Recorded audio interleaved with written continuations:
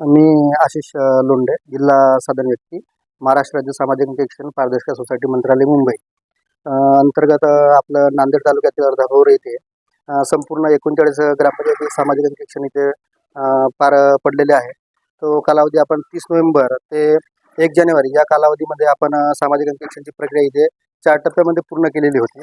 त्यामध्ये साधन व्यक्तींनी जाऊन गाव स्तरावरती 100% कामांचं पाहणी करणे, जॉब कार्ड तपासणी करणे, त्यानंतर लाभार्थ्यांच्या भेटी घेणे, कामांची निवड करणे आणि प्राधान्यक्रम ठरवणे. त्यामध्ये त्याच अंतर्गत एक सामाजिक प्लस एक आर्थिक दस्तावेज करण्याची पण आपण पडताळणी केलेली आहे. तर सामाजिक अंकेक्षण करण्यामागचं एक उद्दिष्ट होतं की जे काही गावात कामं झालेली आहेत, तर गावातील मजुरांच्या मार्फतीनं ग्रामसभेच्या सहभागाच्या अंतर्गत आपण एक सामाजिक अंकेक्षणची रूपरेषाबंदी केलेली आहे. त्या अंतर्गत जे सामाजिक अंकेक्षण दरम्यान ज्या काही बाजू आपल्याला आक्षेप म्हणून किंवा आपल्या सुधारणात्मक बाजू आपल्या गावस्तरावरती दिसलेल्या होत्या, त्या आपण ग्रामसभेमध्ये मांडलेल्या होत्या. आणि ग्रामसभेमध्ये मांडल्यानंतर आपण सर्व कामकाज झाल्यानंतर आज दिनांक 4 जानेवारी 2026 तालुका सभागृह तहसील इथे आपण जनसुनावणीचं आयोजन केलेलं होतं.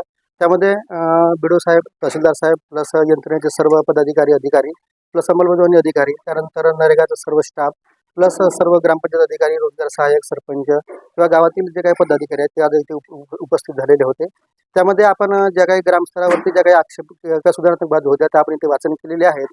आणि ते एक पॅनल गठीत करून त्या पॅनलच्या अंतर्गत त्यांना आपण एक निर्देश दिलेले आहेत की आपल्याला ज्या काही आक्षेप बाजू होत्या त्या कसं पूर्तता करून किती कालावधीमध्ये आपण त्यांना पूर्तता करणार आणि आपल्याला सुधारणात्मक बाजूमध्ये काय काय करता येतील, जसं की नरेगावरती फलक लावण्यात यावं, त्याच्यानंतर नमुने अद्ययावत करण्यात यावं, दस्तावेज अभिलेख करण्यात यावं, अशा काही बाजू आपण तिथे मांडलेल्या आहेत. आणि तालुक्याचं जर एक औपचारिकता बघायला गेलं तर कामे अत्यंत चांगल्या पद्धतीत झालेली आहेत आणि सुंदर असे एक अंमलबजावणी यंत्रणा आपण इथे चांगल्या पद्धतीत कार्य करत आहे.